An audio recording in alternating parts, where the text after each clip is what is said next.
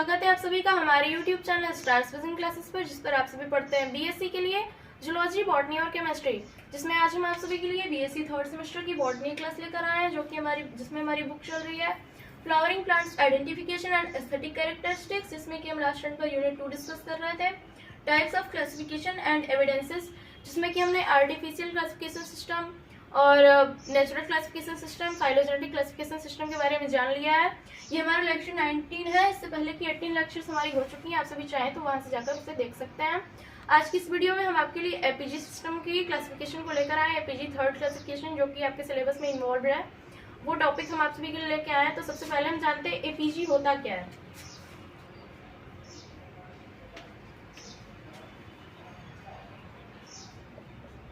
APG क्या होता है? एपीजी का फुल फॉर्म है एंजियोस्पर्म फाइलोजेनी ग्रुप।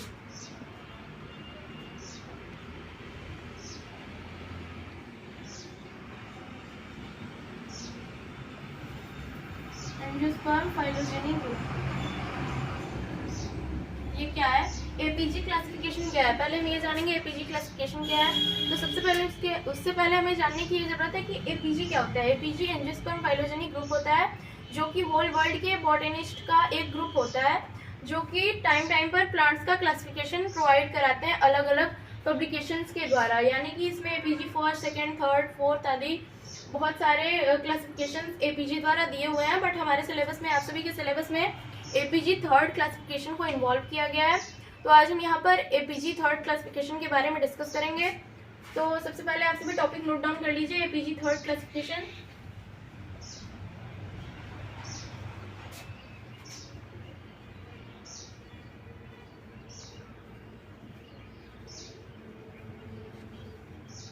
आप सभी टॉपिक नोट डाउन कर लीजिए।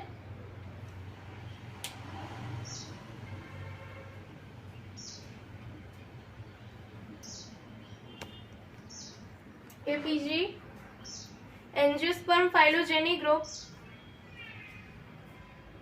बॉटनिस्ट के एक इंटरनेशनल ग्रुप को रिप्रेजेंट करता है।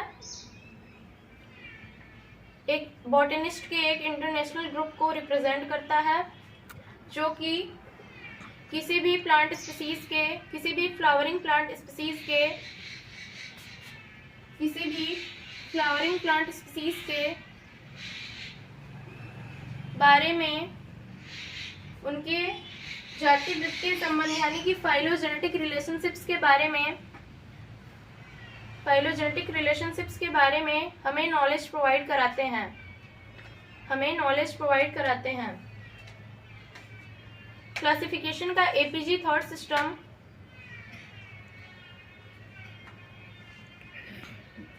प्लांट टेक्सोनॉमी का, क्लासिफिकेशन का APG third system modern plant taxonomy का थर्ड रिवाइज्ड वर्जन था, जो कि प्लांट्स के मॉलिक्यूलर कैरेक्टर्स पर डिपेंड करता था। यानी कि यह क्लासिफिकेशन किस पर डिपेंड होता है? प्लांट्स के मॉलिक्यूलर कैरेक्टर्स पर।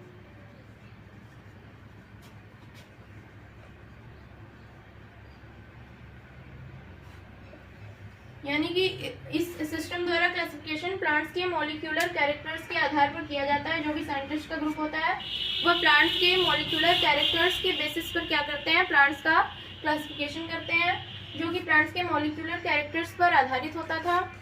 इट वॉज पब्लिश्ड इन अक्टूबर 2009, यानी कि यह 2009 के अक्टूबर में पब्लिश किया गया। जो कि एपीजी थर्ड क्लासिफिकेशन सिस्टम था, वह 2009 के अक्टूबर में पब्लिश किया गया एपीजी ग्रुप द्वारा, यानी कि एंजियोस्पर्म फाइलोजेनी ग्रुप द्वारा। ये हो गया हमारा एपीजी थर्ड सिस्टम। बढ़ते हैं एपीजी थर्ड सिस्टम के मेरिट्स एंड डीमेरिट्स की तरफ। चलिए फ्रेंड्स, जानते हैं एपीजी सिस्टम के मेरिट्स के बारे में। एपीजी सिस्टम के मेरिट्स क्या क्या हैं? तो सबसे पहला इसका मेरिट क्या है?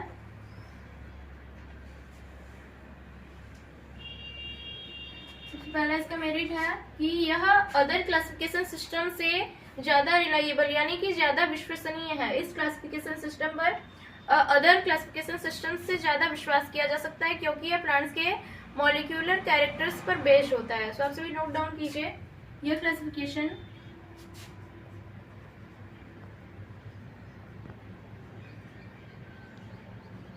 मोर रिलायबल होता है,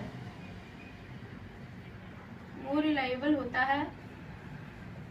ये हो गया इसका फर्स्ट मेरिट। बढ़ते हैं सेकेंड मेरिट की तरफ। On the basis of strong molecular evidences Asclepiadaceae merge with Apocynaceae, यानी कि स्ट्रॉन्ग मॉलिक्यूलर एविडेंसेस के बेसिस पर एक्सलिपिडिएसी को एपोकाइनेसी के साथ मर्ज कर दिया गया।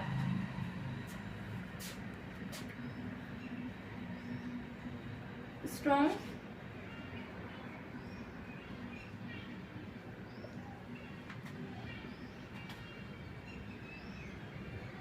बेसिस पर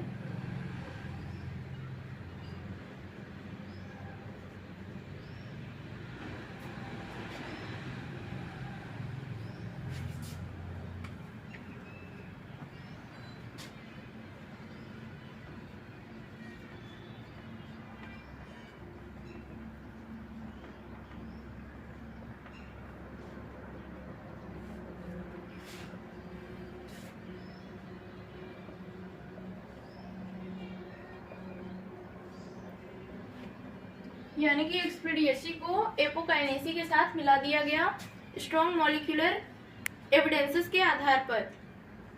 traditional division of angiosperm into monocot and dicot has been abandoned, यानी कि एंजियोस्पर्म को मोनोकॉट एंड डाइकॉट में क्लासिफाई किया गया, जो कि इनके क्लासिफिकेशन सिस्टम का मेरिट है। ये थर्ड हो गया।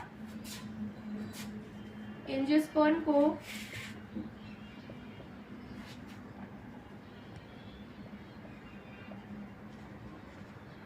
मोनोकॉट एंड डाइकॉट में क्लासिफाई किया गया। जैसा कि मैंने पहले भी बताया, मोनोकॉट क्या होता है, जिसके सीड्स पर एक कोटिलेडन प्रेजेंट होता है, और डाइकॉट प्लांट्स के सीड पर डबल कोटिलेडन यानी कि 2 कोटिलेडन प्रेजेंट होते हैं। ये हो गया इसका थर्ड मेरिट। बढ़ते हैं फोर्थ की तरफ।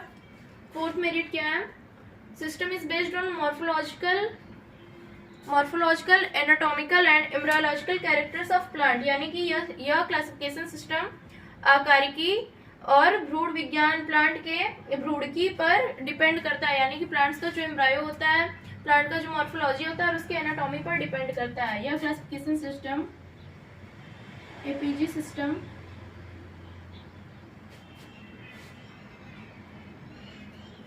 प्लांट्स के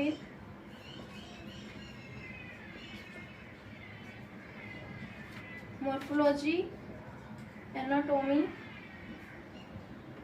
एंड एम्ब्रायोलॉजी पर डिपेंड करता है।